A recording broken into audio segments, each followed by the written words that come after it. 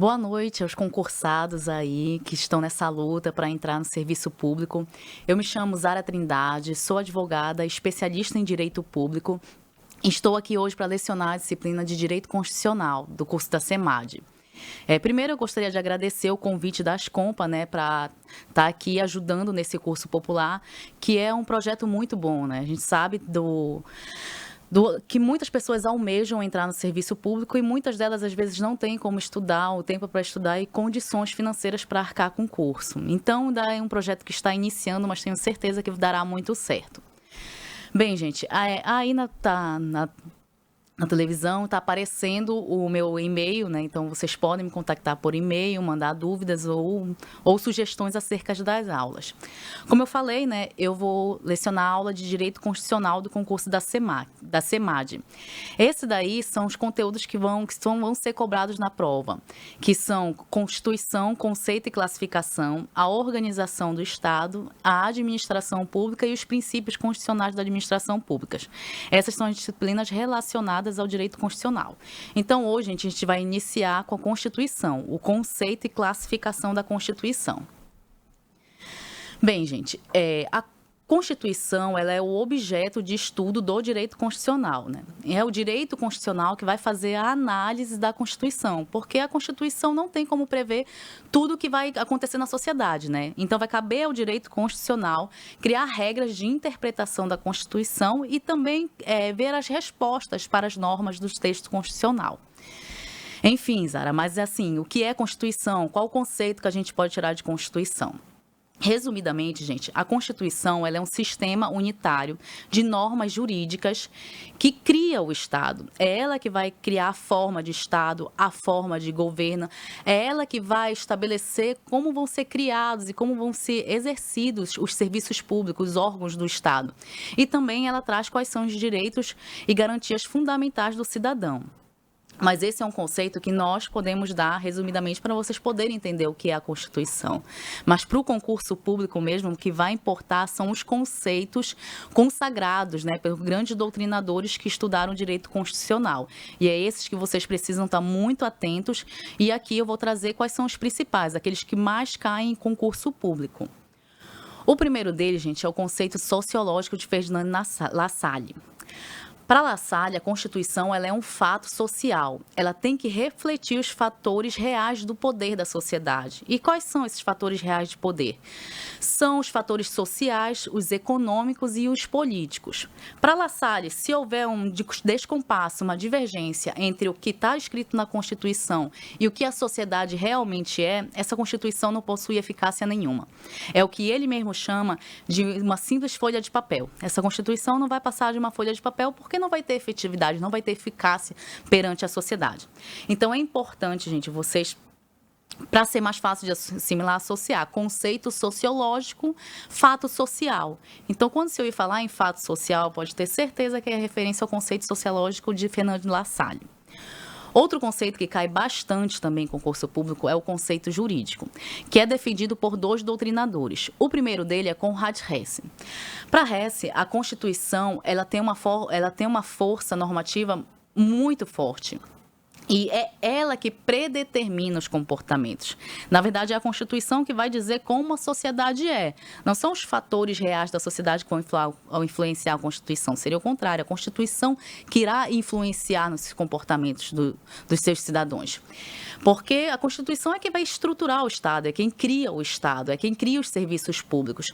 Então, ela tem uma autonomia desses fatos reais.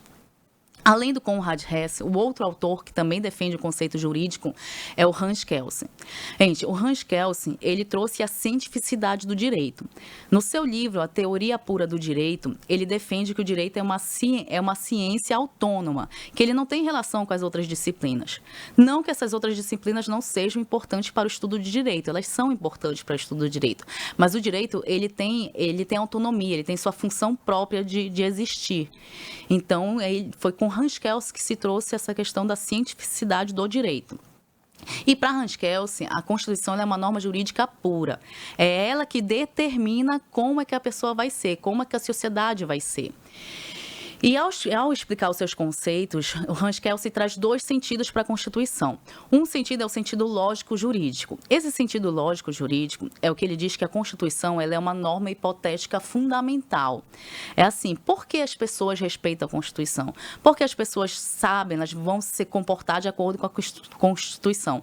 Porque tem uma norma superior à sociedade que diz que elas têm que respeitar a Constituição. Ele cita um exemplo da Bíblia. A Bíblia está aí, ela traz condutas, traz normas para a sociedade e as pessoas respeitam a Bíblia. E por que as pessoas respeitam a Bíblia? Porque existe uma norma hipotética fundamental acima da própria que está escrita ali que as pessoas têm que respeitar.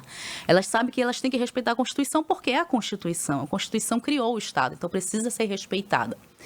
O outro sentido que ele traz, acho que é o jurídico positivo. A Constituição, ela é suprema, ela é superior a todas as demais normas. As demais normas só vão ter validade se respeitarem a Constituição. É daí que vem a famosa pirâmide de Kelsen, né? A Constituição está ali, está no topo, ela é suprema. E as demais normas têm que respeitar essa Constituição. Então, a lei complementar, por exemplo, vem logo abaixo, ela só vai ter validade se ela respeitar a Constituição. Logo abaixo vem a lei ordinária. A lei ordinária só vai ter validade se respeitar a lei complementar e respeitar a Constituição. E assim vai, os atos precisam seguir toda a pirâmide e respeitar a Constituição. Então, a Constituição, ela é uma norma suprema. Ela é que vai dar validade para as demais normas legais. Depois de Kelsen, um conceito muito importante é o conceito político de Carl Schmitt. Para Carl Schmitt, a Constituição ela é uma decisão política. Ela é o resultado das decisões das forças políticas da sociedade. E o que são essas forças políticas da sociedade? Eu trouxe aqui alguns exemplos, que são os sindicatos, que são as próprias empresas, que geram a economia da sociedade, ou então de grupos, como, por exemplo, o grupo das mulheres. Então, as mulheres elas também têm uma força política, um papel muito relevante na sociedade. Então, o que esses grupos discutem, decidem, eles têm que estar refletido na Constituição. E Schmitt também divide a Constituição em dois tópicos diferentes em razão da sua matéria. Para Schmitt, existe a Constituição e as leis constitucionais. A Constituição é toda aquela matéria que tem conteúdo constitucional, que tem relação realmente com matéria constitucional. Que seria o quê? Seria as leis que criam o Estado, as leis que regulam o Estado, qual é a forma de Estado, qual é a forma de governo, e que trazem os direitos e garantias fundamentais. Isso é a Constituição. Agora, a nossa Constituição, ela também é formada por matérias que não são constitucionais, que poderiam estar em leis infralegais, infraconstitucionais. Que, por exemplo, na nossa Constituição, no seu artigo 242, parágrafo 2º, que diz que a escola Dom Pedro II será inserida na esfera federal. E isso é uma lei que não tem a menor necessidade de estar na Constituição, mas está na Constituição. Então, essas leis que não são de matérias constitucionais, elas são leis constitucionais. Então, essas duas definições traz Schmitt, Constituição e leis constitucionais. Depois do Schmitt, nós temos o conceito culturalista de Meirelles Teixeira. Para Meirelles Teixeira, a Constituição ela é um reflexo da cultura de uma população, da cultura da sociedade. Ela recebe influências da comunidade e essas influências possuem a capacidade normativa para conduzir a vida política desse Estado. Então, é importante a gente entender o que é essa cultura, O que é a cultura que vai influenciar? E a cultura realmente é muito abrangente. A gente está falando da linguagem da sociedade, das questões religiosas da sociedade, dos costumes de festas, valores dessa sociedade. É tudo isso que vai influenciar a Constituição. Então, daí vem esse conceito culturalista de Meirelles Teixeira. Um exemplo é o seguinte, o Brasil é um país extremamente religioso, tem uma população muito religiosa, mas a nossa Constituição diz que o Brasil é um Estado laico, ou seja, não possui uma religião oficial. Mas mesmo não possuindo uma religião oficial, a Constituição ela protege a prática das religiões. Então, a nossa Constituição ela defende que as pessoas tenham o direito de praticar suas religiões livremente. Então, isso é uma influência cultural na nossa Constituição. Outro conceito, gente, é o conceito de Constituição Aberta de Peter Arbeler. Não sei se eu pronunciei certo o nome dele, acho que eu nunca acertei, por sinal. Bem, para ele, a Constituição ela tem que ser aberta, ela tem que ser mutável, ela tem que se adaptar ao tempo. Então, o legislador ele sempre tem que estar procurando atualizar essa Constituição. E, por fim, em relação aos conceitos, nós temos o conceito simbólico de Marcelo Neves. Bem, para Marcelo Neves, a Constituição ela possui um excesso de normas, muitas vezes que não possuem eficácia, que elas são carentes de aplicabilidade na realidade dessa população. Mas é importante que essas normas estejam lá na Constituição, que é para criar valores sociais. Por exemplo, o nosso artigo 5º, em seu caput, ele já diz: todos são iguais perante a lei. E logo no seu inciso 1º, ele traz: homens e mulheres são iguais em direitos e obrigações nos termos desta lei. Óbvio que foi bem redundante, né? Se o caput já diz que todos são iguais perante a lei, não havia necessidade de dizer que homens e mulheres são iguais perante a lei. Mas a Constituição precisa trazer isso, que é para trazer um valor social, pois nós sabemos que o Brasil possui uma desigualdade de gêneros muito grande. Então, a Constituição vem para combater essas desigualdades. Então, ela vem para criar valores sociais de que se deve garantir a igualdade entre todos. Então, por isso tem a importância de se repetir, às vezes a Constituição ser repetitiva ou mesmo ter esses conceitos que não são tão aplicados na realidade, mas que deve-se buscar a aplicação deles. É por isso que ele diz que são normas simbólicas, porque elas vão criar um símbolo do que se deve ser o Estado. Bem, gente, esse daí foram a questão dos principais conceitos que caem em concurso público da Constituição. Então, para vocês compreenderem um pouco mais como é que cai em concurso público e também por que é importante saber, além do conceito, quem é o seu doutrinador, eu trouxe aqui 2 questõezinhas rápidas para a gente fazer. A primeira, inclusive, é da banca da OCP, que também adora colocar esse tema nas provas.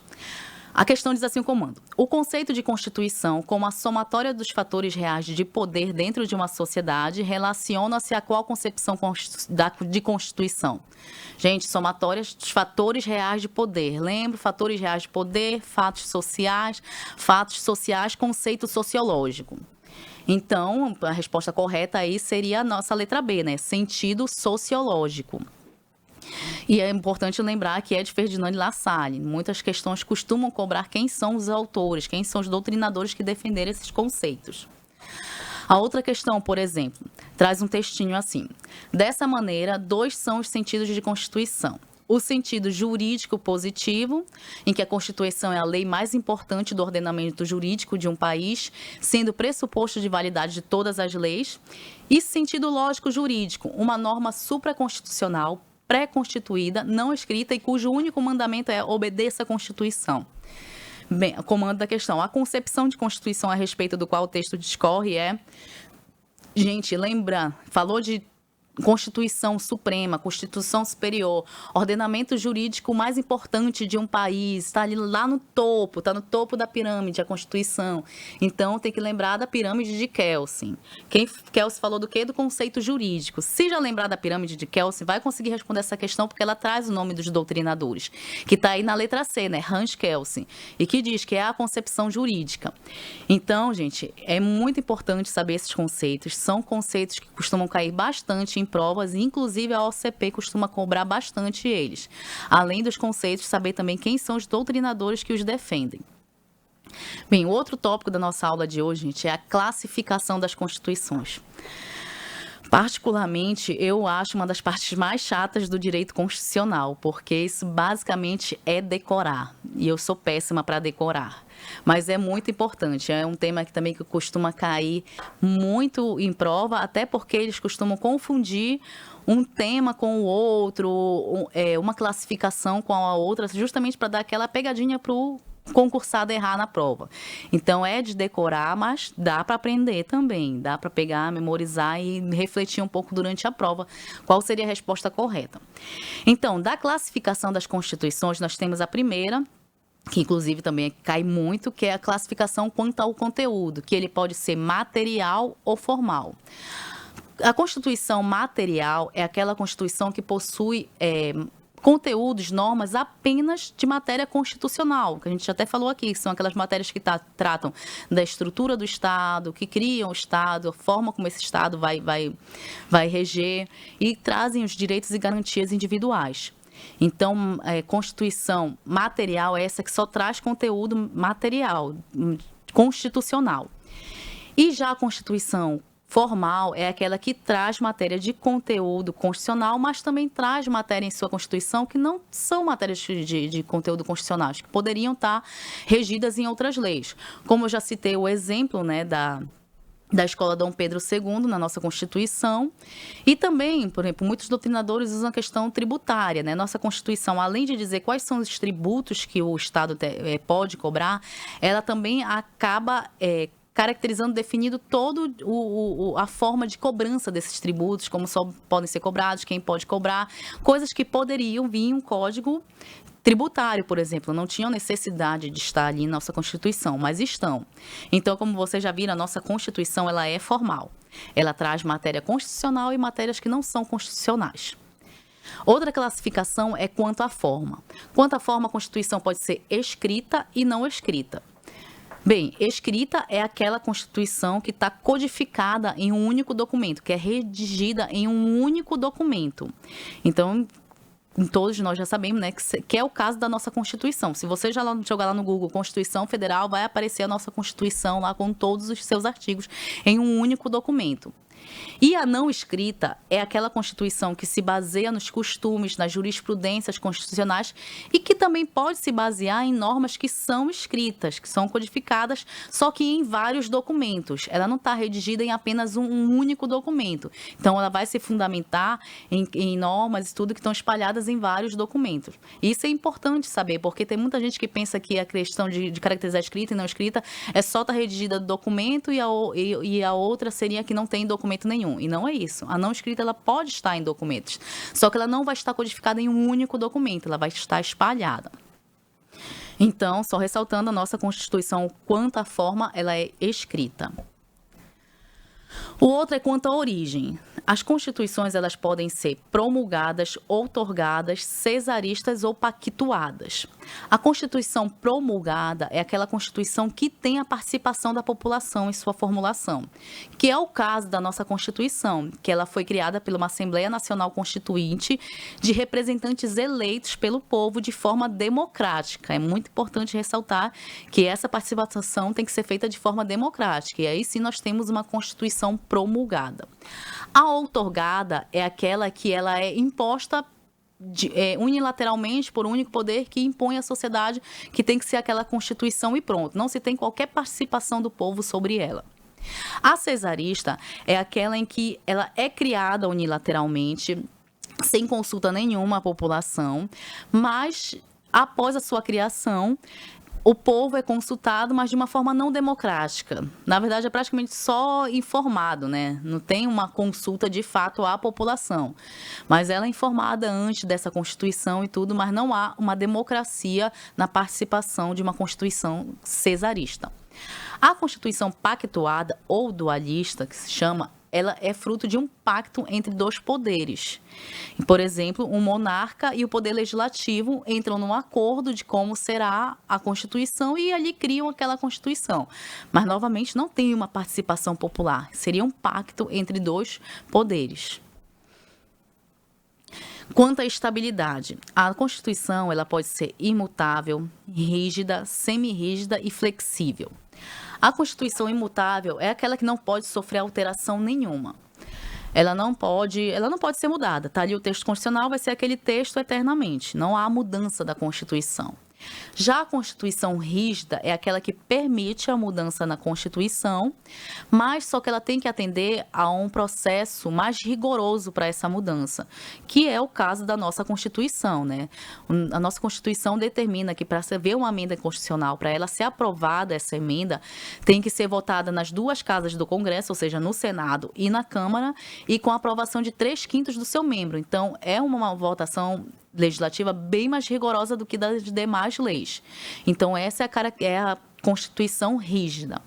A Constituição flexível já é aquela que pode haver mudança do texto constitucional, seguindo as mesmas regras das demais leis. Não há um método mais rigoroso de de mudar a lei constitucional. Ela segue a mesma regra das demais leis infraconstitucionais. Já a Constituição semirrígida, ela seria uma mistura da Constituição rígida com a Constituição flexível. Parte do seu texto é rígido, só pode ser mudado, só pode ser modificado com um processo legislativo mais rigoroso. E outra parte do texto constitucional pode ser mudado de forma flexível, seguindo as mesmas regras das demais leis infraconstitucionais. Então, aí se diz que é uma semi-rígida, que é essa mistura do rígido com o flexível. E ainda, gente, nós temos uma classificação trazida por Alexandre de Moraes da Constituição super rígida. Inclusive, ele diz que a nossa Constituição é uma Constituição super rígida, porque ela é rígida, ela precisa de um rigor maior para a sua mudança, para a sua emenda, mas ela também possui parte da Constituição que são imutáveis, que não pode haver modificação, que é o caso do artigo 60, parágrafo 4º da nossa Constituição, que diz que não pode ser alterado o Estado federativo, a separação dos poderes, o voto secreto, direto, universal e periódico e os direitos e garantias individuais. Então, a nossa Constituição determina isso como cláusulas pétreas, não pode haver modificação dessas cláusulas. É aí que Alexandre de Moraes diz que há um outro conceito que seria a Constituição super rígida, que seria a mistura, né, da Constituição rígida com a imutável. Porém, gente, esse conceito ainda não é muito pacífico assim em todas as doutrinas e nem todos os concursos trazem ele. Então, claro, vocês só vão marcar super rígido se aparecer em sua prova isso, né? E determinando dizendo o que é essa Constituição super rígida. Por isso é que eu trouxe ele em separado. Não é uma coisa que costuma cair tanto em prova ou que costuma ser cobrada. São mais as outras classificações mesmo, rígida, imutável, semi-rígida e flexível. Inclusive, a nossa Constituição é classificada como rígida.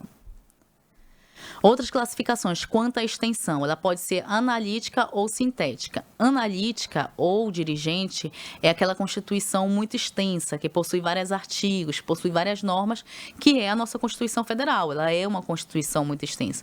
Como eu disse, por vezes, ela traz casos que ela caracteriza toda aquela norma de como deveria ser, o que deve agir, como deve ser, que poderia vir umas normas infraconstitucionais, mas está em nossa Constituição. Então, isso torna ela uma Constituição bem extensa. E a outra forma, quanto à extensão, é a Constituição sintética. A sintética é o contrário, né? Já é uma Constituição pequena, não é tão extensa, não vem trazendo tantas demandas, tantos artigos. Então, quanto à extensão, a nossa Constituição ela é analítica. Quanto à finalidade, bem, a Constituição pode ser de garantia, dirigente e de balanço. A Constituição de garantia, ela preocupa-se em criar limites para o Estado. É uma Constituição que ela é mais criada para limitar o poder do Estado. Ela é muito característica nos Estados liberal. Já a Constituição dirigente, na verdade, ela dirige os programas que o Estado deve atender. Ela cria, assim, os objetivos que os Estados devem perseguir, que é o caso da nossa Constituição. E ela é característica de Estados sociais, né? Estados que se preocupam com a questão social. E a outra é a classificação da Constituição balanço. Essa Constituição ela tem finalidade de registrar os estágios, a evolução da Constituição. Ela traz até dar mais ênfase à questão de analisar o passado desse Estado. E é muito característica dos Estados socialistas. Então, gente, quanto à finalidade, a nossa Constituição ela é dirigente. A outra é a classificação quanto ao modo de elaboração. A Constituição ela pode ser histórica ou dogmática. Histórica é aquela Constituição que ela é formulada lentamente ao tempo, formulada ao longo do tempo, vai se formando a Constituição, vão se colocando as normas constitucionais lá. E já a dogmática é aquela que ela é redigida em um único documento e colocada em um momento histórico, que é a nossa Constituição, né? Tanto que é muito conhecida, né? A gente costuma mais falar Constituição de 1988, que foi quando a Constituição ela foi promulgada, né? Então, a nossa Constituição ela é dogmática. Ela surgiu em um momento histórico e até hoje perdura. A outra classificação é quanto à ideologia, que ela pode ser ortodoxa ou eclética. Ortodoxa é aquela que ela rege apenas uma ideologia, defende apenas uma ideologia. Que vai reger aquele Estado é aquela ideologia. Já a eclética, não. Ela busca associar várias ideologias, as maiores relevâncias, e acabar por se conciliar ou não. Pode até que não haja conciliação entre essas ideologias, mas ela traz as ideologias, ela não defende apenas uma ideologia, é um Estado que pode ter vários conceitos, que sempre busca aliar as coisas mais relevantes debatidas na sociedade. Então, a nossa Constituição ela é eclética. E tem também a classificação quanto à sistematização, que ela pode ser codificada ou legal. Codificada é aquela Constituição que está em um único documento, que é redigida em um único documento na história e ali está, que é o caso da nossa. E a legal é aquela que ela é fundamentada em várias leis de diferentes documentos. Então, esses vários documentos, essas várias legislações é que vão compor essa Constituição. A nossa é a codificada, né? Nós temos a nossa Constituição Federal. E, por fim, tem a classificação quanto à religião, que é teocrática ou a laica. A teocrática é aquela que determina uma religião oficial para o seu Estado. Aquele Estado segue apenas uma religião, aquela religião que é oficial. E o Estado laico é aquele que não faz opção por qualquer religião. É aquele que defende que a pessoa pode ter qualquer religião, e inclusive protege todas essas religiões, que é o caso da nossa Constituição.